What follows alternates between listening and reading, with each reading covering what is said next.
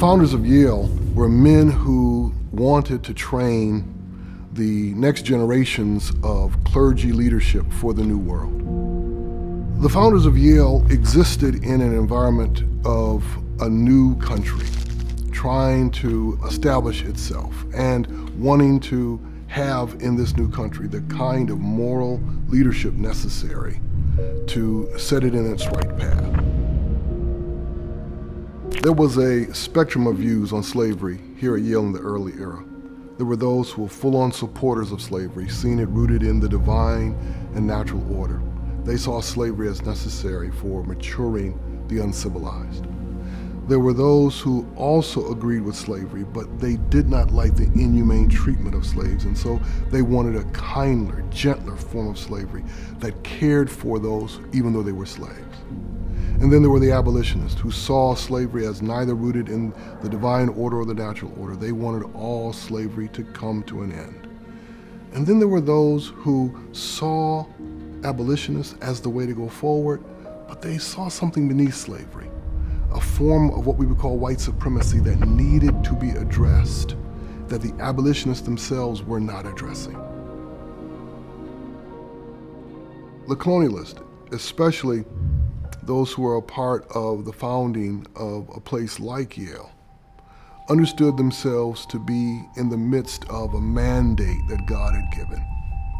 On the one hand, God had given them the resources and all that the New World held. And on the other hand, they were given the responsibility to cultivate the heathen, the uncivilized, the barbarian. And they imagined themselves bringing the new worlds to maturity, both the maturity of the body and the maturity of the land. And inside of that recognition of overwhelming advantage and power, what also was activated was their fundamental greed. Jonathan Edwards, by most people's account, was the most important early theologian in this country. He was a brilliant exegete, a brilliant philosophical mind and theological mind, and Jonathan Edwards was a graduate of Yale University. He was also a defender of slavery and an owner of slaves. He owned several. Toward the end of his career in life, we find in Edwards who no longer defends slavery and in fact starts to see the horror of the institution.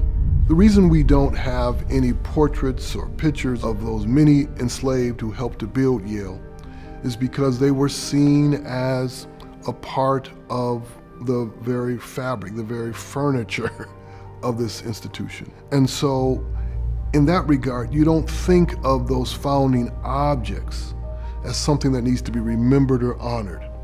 You think of them as things that get to be passed on to others, things that are used and then thrown away. And so those slaves that helped to create Yale existed in the position of an object and not a subject. And as we know, only subjects are remembered in history.